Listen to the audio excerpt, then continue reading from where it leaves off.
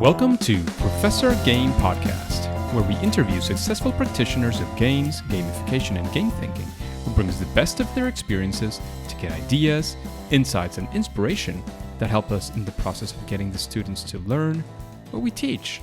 And I'm Rob Alvarez. I teach and work at IE Business School in Madrid, where we create interactive and engaging learning materials. Want to know more?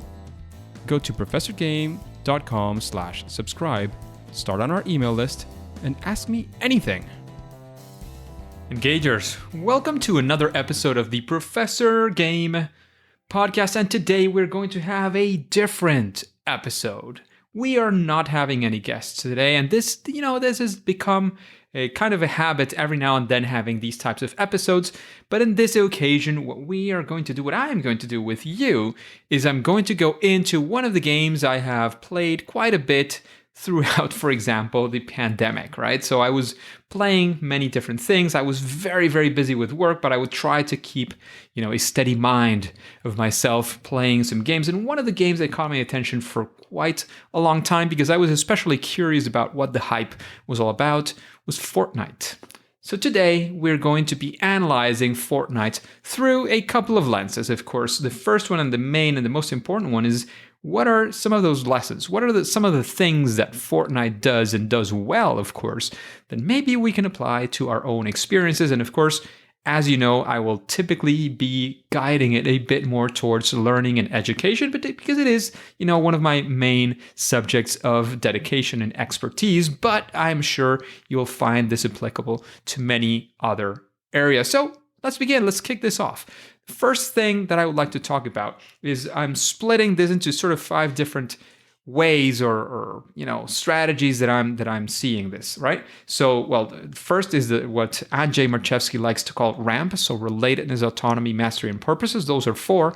And then I have one I like to call overall. These are not formally, some might be other things. They're not gamification or game mechanics by themselves necessarily. They are just things that I observed throughout my experience on this game, on Fortnite. I played, I think it was 3 seasons probably. I think it was 3 seasons of Fortnite. I've kind of stopped a little bit for the past weeks.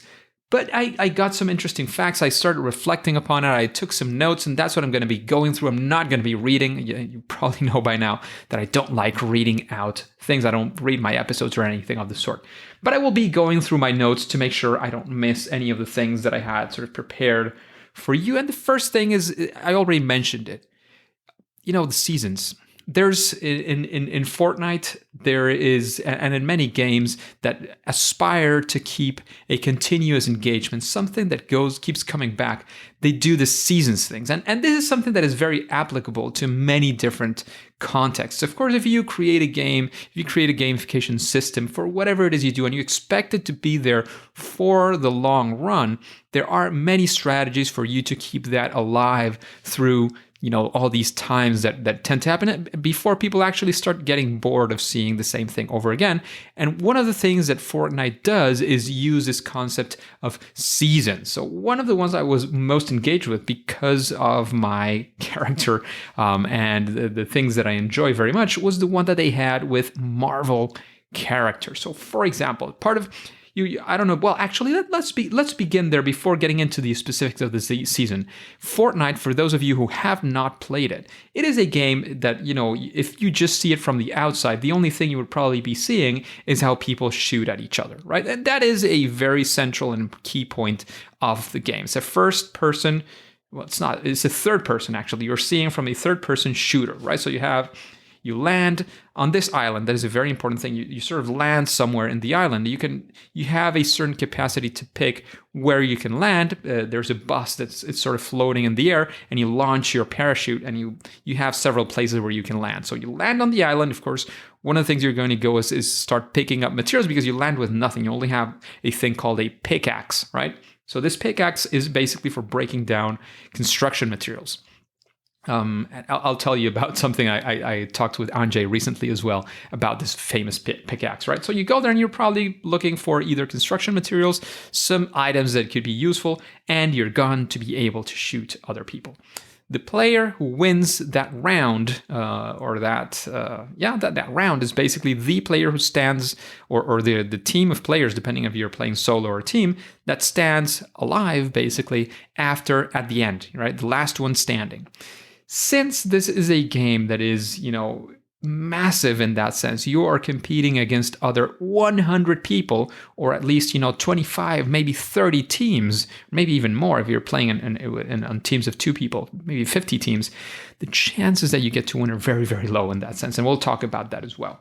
However, that is sort of the overall outlook. Another important thing is that this island that I mentioned it has some changes on these seasons that I was mentioning, but the overall, the shape of the island is the same. Some things remain the same and some things change within seasons, but it tends to be sort of a familiar place, all right? Just keep this in mind when I'm explaining other things. So again, the seasons.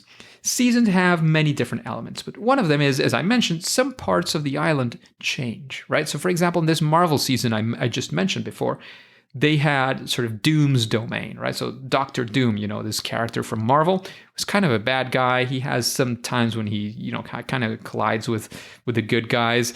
Depends on where he's standing. So there's Doom's domain. There was a place that was Stark Industries as well, from Iron Man, Tony Stark. And there was probably, the Weepy Woods is a typical scenery of the island in Fortnite, but there was where you would find the dwellings or the surroundings, or where Wolverine was to be found. And that was one of the missions that you could do there. So as you can see in the season, one of the things that actually happens is that they set some things that change, right? So prior, the place, for example, Doom's Domain was called something else. Tony Stark's Stark Industries location was something completely different. In fact, I think the name used to be Frenzy Farms at the previous season that I played, at least. So these things kind of changed to keep things fresh. So you don't have like all of the island already memorized for the past year if you've been playing it for over a year. It changes so that you have new challenges, new different things. There also changes something, and that's another element, another situation that I want to talk about is the theme, right? So I was mentioning this one was the one that we're talking about is about Marvel. So they have a theme. They have an overall theme over there that is actually going to be relevant because there, and I'm going to talk about this later, there is a story behind these themes as well. And there is, that's what brings you to your sort of higher purpose, right? And relatedness, autonomy, mastery, and purpose, the purpose probably comes in at that point, at least in the Marvel season, right? So those are some things that I wanted to mention to make sure that they are there. First off, I mentioned the seasons, keeping things fresh. Think that Fortnite is thinking of, or has been thinking of being around there for years, right? So if you play exactly the same game with no changes for years, typically people tend to get a little bit bored. Think of other games that have sustained throughout the years. There are things that are changing. One of the ways that they do this is through the seasons, and seasons include things like changes on the themes. In this case, the theme was about Marvel. Before that, there were no Marvel characters or themes whatsoever necessarily. Maybe in a previous season I didn't see, right? Next thing, one thing, and this is very important, especially I think it could be interesting for learning experiences, and it is about anonymity, right?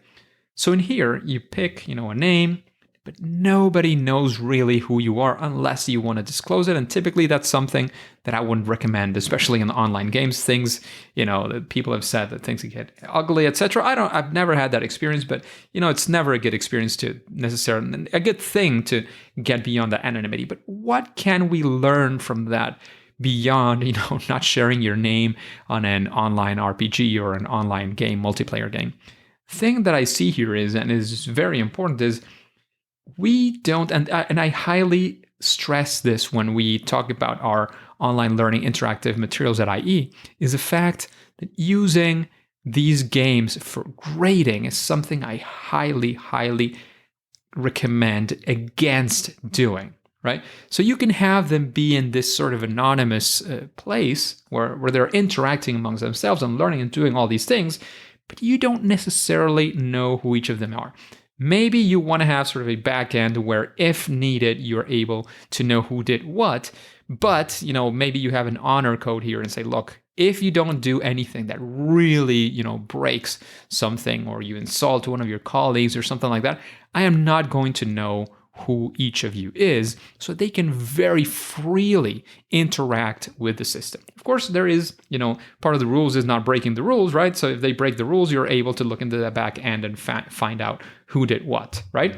But in general, this is something that could be very, very useful, especially, again, when you don't use the experience itself for any sort of grading, or if you do it in a corporate sense, it's not going to be like, oh, who has more success in this simulation or in this game is going to be promoted. And again, this is something I recommend, I advise highly against, because you want to make sure that people are free there to commit those mistakes, to, have that really learning experience where they can do the things that, again, typically in front of their boss, maybe they just wouldn't, right? You're giving them that opportunity there.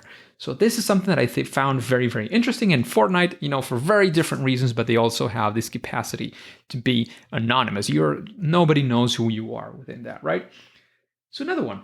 We're moving on from these sort of overall that I mentioned. Let's move into relatedness, right? That from the RAMP framework of Andrzej Marchewski. I'll put that in the show notes so you see what RAMP means. But RAMP is relatedness, autonomy, mastery, and purpose. These are some of the ways of intrinsically being motivated, right? So relatedness, as the word says, is it's relating to others, to other people, essentially. So there are many things that Fortnite does here to tailor for this intrinsic motivation of relatedness that we tend to have. One of them, the first one that I found, and that is very, very easy and obvious, and this is probably one of the elements that we always look at when people think of gamification. The first thing they think of is things like competition. So here they have a competition, but there is an important element here. In this game, I kind of mentioned it before, is the fact that you are competing against, if you're by yourself and not in teams, for example, you are competing against 99 other people. So the chances that you are actually going to win are so low that if you lose, you say, well, I had a 99% chance of losing anyway, so that's fine, it's okay. I can try again and see if I ever manage to have that victory royale. That's the name of yes, I won a couple of times. Very, very satisfied about it. But anyways, that is the name of when you sort of win. You can also play in teams. So you play in teams of 2, 3, or 4 people. That number, you still have 100 players within the thing. So instead of competing with other 100 people, you're competing against other 50 teams or 30 teams or 25 teams. But still, the number is so massive that, the expectation of winning, maybe the first time you kind of get frustrated. Oh, I had no chance. I ended up, at 95. Then you realize that that's kind of the point, that it's fine. You fail, you lose, and you try again, okay? Another very important thing here, and this is with the relatedness, I mentioned that here you can play in teams, right?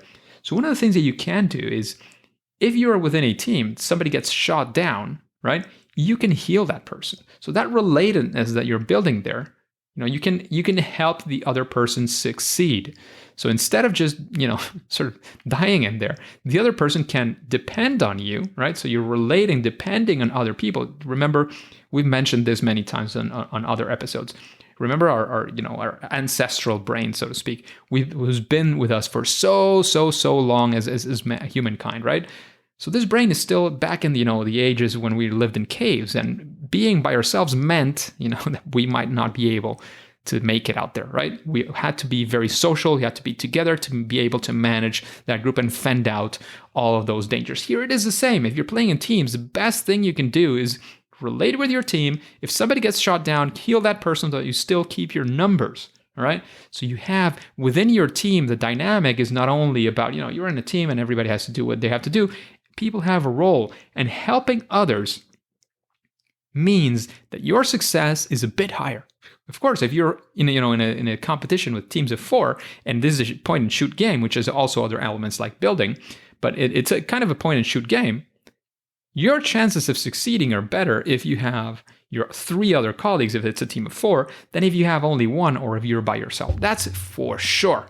That's, part of the way the game is designed. There are ways there's very good players out there, but a very good player is always going to be a little bit better, even with an amateur player who's next to him trying to, even shoot once one of the other guys or act as a bait, right, for the other ones. And so the very good one is there. So you have that team. A team has a common purpose, and they actually really need each other to pitch in so that they can have a better chance of success. Very, very important one. So again, there is the team. Teams, an important thing about them, as far as I understand, I didn't design the game. I don't know exactly how it works. But as far as I could see, teams tend to be, as far as the data that I observed looked like, tended to be kind of balanced, right? So it was not like there was an overpowered team in general, unless you formed your own team, which is something that you kind of could do. But when they were randomized, it seemed like in general you had, at least a mix of players, so that you could learn from others, you could help others, you could be helped by stronger players if you're relatively weak in that sense. But that seemed to be something that was interesting as well. And it's not only about being in a team. There is the capability of social interaction. Thing is, you fall into the island. Let's say you're playing for the first time. You have no friends on Fortnite. You just are thrown in the island. You're playing there, and you fall into a team, right? It's some people you've never met before. If you had a good experience, there is something you could do. There's kind of a social network that you can build within Fortnite. You enjoyed playing with them. You can try to add them. They might accept. They might not. Just like, any of these social networks that you can see around, right? So you could start building that network. What happened to me, and again, this is my own personal experience, what happened to me when I connected and I saw some of the people I enjoyed playing with before that I had added, or they had added me, I said, well, why not form a team? I know this person, I don't know if it was a girl or a boy or a kid or an older person, I had no idea, but I enjoyed this. I think they were kind of dependable. Those at least were the kind of people I tried to add. They were kind of dependable. They were, healing your teammates and trying to pull through together. I enjoyed playing with them. I add them to my social network so that I can continue to play with them. So it's not only, in that case, it's not only about finding a team that they work together, which is super important. It's about, I kind of enjoyed playing with this team. You're starting to build, sort of meaningful relationships out of that. And again, whether that is within your gamified system or within whatever, the social system of that institution, you might be building. I didn't get to experience too much further than that, to be honest. I was in a lockdown, but I have my group of friends. But imagine yourself, you're not necessarily a sociable person. You start to relate to these people who enjoy something similar to you. You find some common interests. Maybe you have new opportunities to socialize with people. Why not? It could be an opportunity not only for learning whatever it is you're learning, but also for socializing and seeing that you have more in common with other people than maybe you were expecting. So very, very interesting as well. Moving on from relatedness, there is autonomy. There is a lot of autonomy here. You can, as I mentioned before, you can explore the island. You can just land there and start sort of avoiding other players not to get killed and just go around exploring the island. This was limited, of course. The game wants you to eventually face down each other. So they have this dynamic of, tell this at the beginning, there's a storm sort of closing in on the island. So it's a circle around which you can be basically alive, and it starts closing down. The center of that circle tends to move around, so it's not always the same place. But it's sort of forcing you to eventually face down, the last enemies who are standing. So you can have a lot of capacity to, explore around the island. Eventually you'll have to face other people, but you have that capacity to go around and explore, right? You can go around and explore. Another very interesting autonomy here, and this is where I wanted to bring in the pickaxe that I was talking about with Anjay the other day, is that you can build. This is a game where you not only do the point and shoot, but you can also build things. And apparently, I didn't know this, Anjay told me recently, that this was a game that was originally thought to be, or conceived originally to be, sort of a competitor to Minecraft, where you're building blocks and those things. Here, it's a very different aesthetic, and the way it looks, it's very different. But apparently that was part of the original dynamics that it had. So you had this pickaxe where you pick up the resources, like, again, in Minecraft, and you could build around things, and you still can. They are useful as well in fights. You have the structure that protects you, or somebody's coming to you, so you build up a wall. The walls can be broken down, yes, but you have a certain level of protection. If you do it right, some people were just amazing at this. I never got to master that too much. I kind of did some interesting things, but I didn't really get to master it. you have a very solid defense and way of sort of getting around people. Of course, if you have the higher ground, you're in a better position and you could build your higher ground there. So that element where you could basically decide almost anything that you wanted to build, provided that you had the resources, of course, is another element of autonomy and sort of being able to do mostly what you want in this game. Another thing, very quickly of this autonomy is you could, when you're walking around, you find these treasure chests as well. You can find some of the weapons lying around, but when you open these treasure chests, that's where you find sort of the sweeter things, the better things around the game. Of course, you can also pick up guns from people you took on, so you killed one of your adversaries, and you can take their guns. But these treasure chests tended to be very, very sweet, and there were some Easter eggs. I remember there was some sort of piñata or something like that where you could. It looked like a Mexican piñata or something like of the sort. It looked like a llama. In fact, if you open that one has like the sweetest of those types of loots, right? So that's another thing. You're going around and you're exploring, and you can find these treasure chests. So if you were that type of person who likes to explore around, you had this dynamic of exploration and of the Easter eggs and of the treasure chests that you could find all around the place. And finally, of course, if you are of those people who like to express themselves through the way you look, you had the capability of personalizing your avatars. And there's something very interesting, in particular, in this game in Fortnite that you could find here. And it's the fact, many things have been said, most of them true about, the micropayments and how many in the gaming industry are using this in not a very ethical way. And of course, if you want to talk ethics, at least in gamification, we have a couple of episodes on that. Go to professorgame.com, just type on the search bar, type ethic or ethics, and you'll find a couple of episodes on that. But, beyond the ethics, there is an interesting way of doing it here. What they say is, look, if you put some money here, you can do some meaningful changes. And when I say meaningful, if it's meaningful for you, for me, for example, I had never even thought of investing a single cent in Fortnite because it is a free-to-play game. You can play for absolute free, nothing you have to pay. You can use your computer, you can even use your phone, which I don't recommend, but you can play through your phone. That's how I started. It was, for me, I mean, maybe it's because I'm not used to playing games with my phone, but it was a horrid experience. But you can play on your computer, you can play on our console if you already have it, but they're for free, right? What you can invest in, and that's probably the biggest part of the revenue model for Fortnite, is in purchasing the skins. Well, it's basically skins because it's also skins for your guns. It's these kinds of things that make things look different in your character or in the hands of your character. In this one, again, I never thought that I would make a single purchase on this because, it's a superficial thing. The game for me is about something else.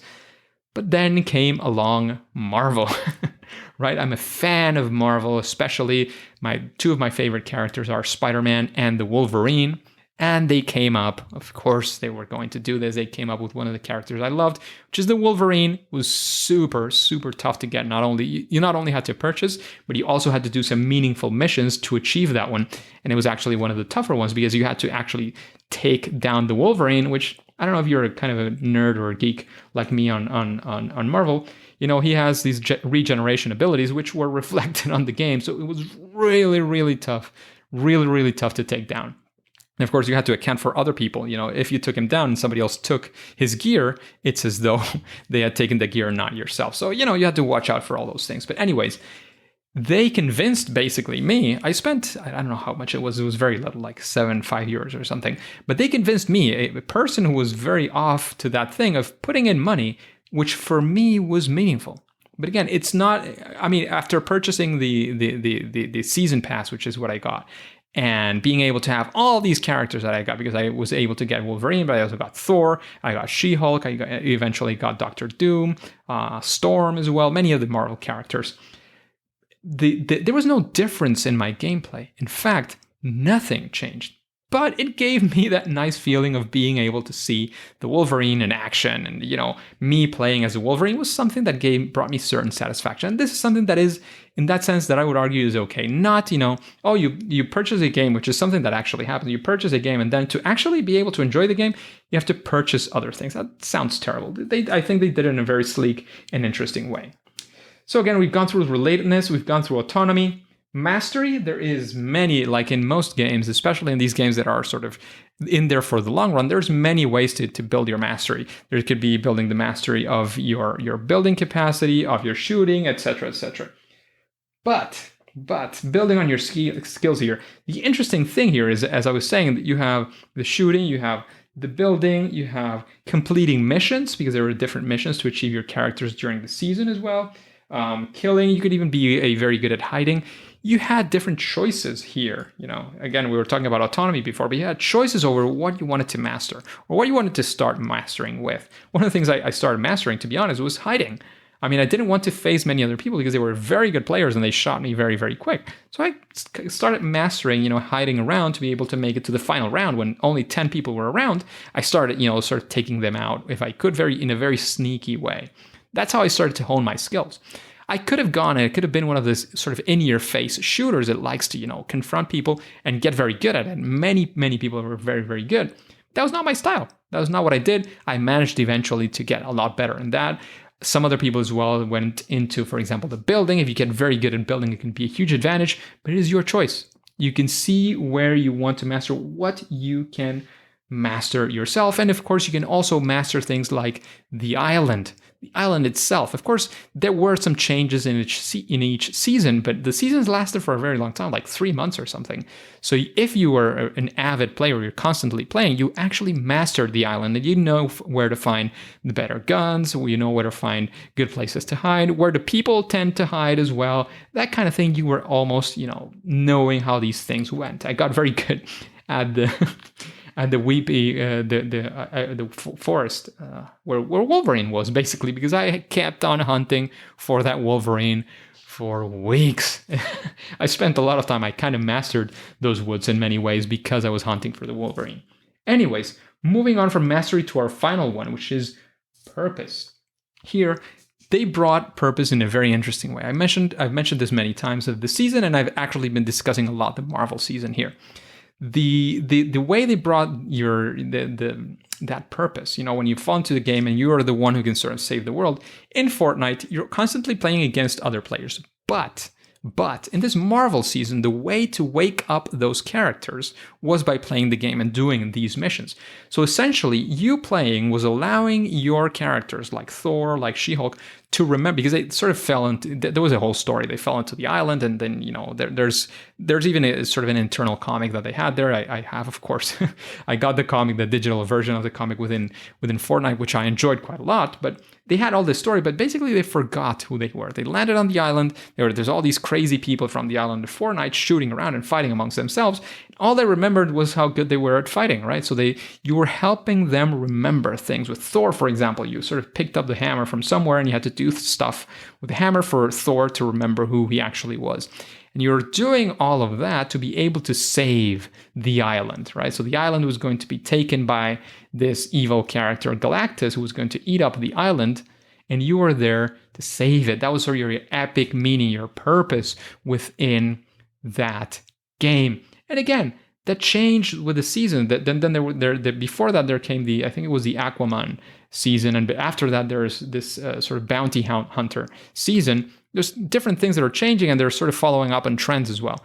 But the interesting thing here is the way they were using the theme with a different theme that changed to change the way that you saw your purpose within the game. How do you fit into this theme within the game? And I found that very, very interesting. It's something that I definitely see that we can apply in many ways in our learning. Sometimes I've seen, especially teachers in school, I've seen many examples of people who create this theme and they spend the whole year in that theme, which is absolutely fantastic, especially because next year you're going to get fresh new students, so to speak, and they will be, new to this theme.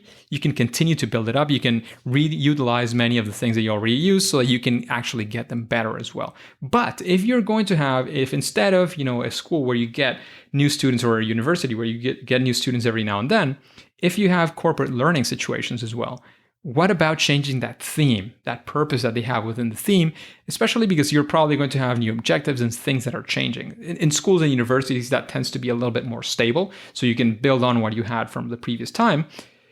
But this is a very interesting element of how you bring that purpose that, you single-handedly are the one who can do this, or within your team, these are your abilities, into that theme so that they actually get to perform what they want and need to perform by themselves. So very, very quickly again, we went through the overall things that we mentioned before, the seasons, the theme, and anonymity, some ways to apply that maybe in your education or learning settings. Relatedness, including competition, but a competition, an interesting point here is that losing is okay. How do you make losing be okay if you have a competition, or even if you don't? With Mario, you fall down, it's kind of okay, you can do it over again. How do you make it be okay to lose and learn from the experience, which is what you want? Remember, in learning experiences, you want people to learn. If it's marketing, you don't want people to be frustrated by your brand. You want them to be able to sort of try again. How do you fix that up? The other thing that we talked about was teams. How do people relate? They also created this social network where once you play with somebody you were set up with randomly, maybe you can add them and become eventually even friends, right?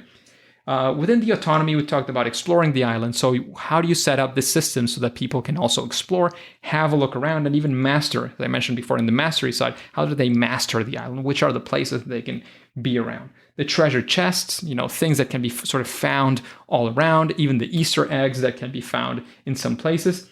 The personalization of your avatar. In this case, I kind of went into that paid way of diving into things, but sometimes here it's about, even within a gamified environment, some people are interested in modifying their avatar. How do you convince them to do some things so that they get these, points or this in-game currency so that they can purchase changes or upgrades for their avatars? Because this is a meaningful inspiration for some types of players as well. Then we talked about mastery, building your skills, and you had the different options, right? Or the different paths that you could follow towards that mastery. If you have the possibility of allowing your learners to choose the way they want to master, that is absolutely fantastic. And of course, mastering the island itself. You were able to master your environment, your theme also. And finally, what we talked about, the purpose. How do you give your players that unique sense of purpose within your system? How do they feel that they fit in to this whole environment, and why are they important there? There's a story with, I'm talking a lot about Anjay today. I guess I'm remembering him from several conversations we've had. There's like a story of a cog, and it's the small cog and the large cog. And he said, I'm not an important part of the machinery. No, you are. How do you give them that sense of importance of how they fit into the whole machinery? And this could be whether it is your subject, how does it fit onto their, for example, their overall university experience? How does their role within the company fit in with the whole company mission, and how they are helping the company and their customers and their consumers move forward and get better. So think about all these things. Again, as you can see, this is something you can do with any games. In fact, this analysis of games, I went in a bit deeper, but when I am teaching gamification, when I'm doing workshops, I like to encourage, if we have enough time, people to play one game, just one, and analyze it through the view of the game and gamification mechanics, through the view of the types of players. Analyze it. What are the things that you can take from that? What engaged you in first instance? What did you enjoy about the game that maybe you could apply? And then, of course, try to start thinking about other people. What could other people be learning and engaging about? And I invite you to do this exercise. Why not? Actually, in fact, that's the way that we're going to close today. The message that I want to close with today is go ahead and play your game and play it under the lens that I've been speaking about. You can find the gamification mechanics in many different places. Anjay has 52 game mechanics and the gamification elements. There's the Board Game Geeks list of mechanics. There's many other things. I'll put those in the show notes. Find a list of game mechanics, read them through, and then play that game that you enjoy playing, whichever that game is, and analyze it through these game mechanics and think, what can I apply from these game mechanics in a learning situation? It doesn't have to be super specific, just to bring up ideas, to get inspiration. This exercise is definitely going to stretch your mind, stretch your gamification, your game-based solutions mindset, so that you can see how to apply these different things and share with me. I want to know how you did with that. If you have a full story, you can share it through email. If you just want to have some comments, you can do it on Twitter. So how do you get in contact with me? You can go to Twitter, Rob Alvarez B. You can find it there, or you can go to professorgame.com/Twitter and you'll find my account right there. Yeah, it'll take you directly to the Twitter. If you want to contact us through email, very, very quickly, just go to professorgame.com/subscribe. You'll get an email, reply to that email, and let me know what you think. What's your story? I am interested in knowing and maybe even sharing some of those stories in the future. And as you know, and as I like to say very, very usually when we end these podcasts, it is not over. It is not the end. But for now, and at least for today, for this week, for this episode, it is time to say that it's game over.